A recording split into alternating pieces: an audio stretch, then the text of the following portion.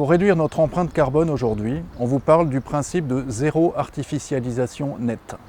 Zéro artificialisation nette, quel nom barbare! En fait, ce terme recouvre l'urbanisation sur des espaces naturels et de façon plus large, l'ensemble des aménagements de terrains qui ont d'autres fins que la culture ou les boisements.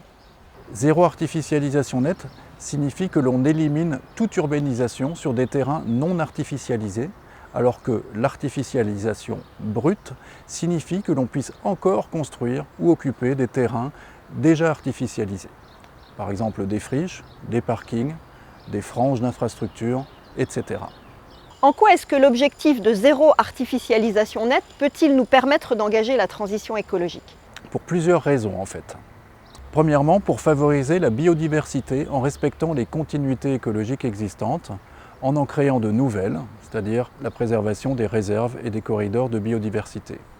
Pour préserver les sols vivants, capables d'une part de stocker du carbone, d'infiltrer les eaux de pluie et ainsi régénérer les nappes phréatiques, et d'autre part, d'accueillir généreusement le vivant et d'être jardinés pour nous nourrir ou nous soigner.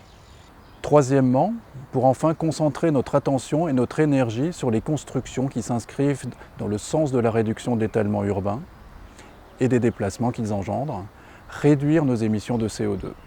Enfin, pour limiter les inévitables dépenses publiques liées aux aménagements dans un premier temps. Et à leurs effets collatéraux sur les milieux et la santé à terme. Alors, s'il y a un point à retenir, en accord avec Candide, cultivons notre jardin.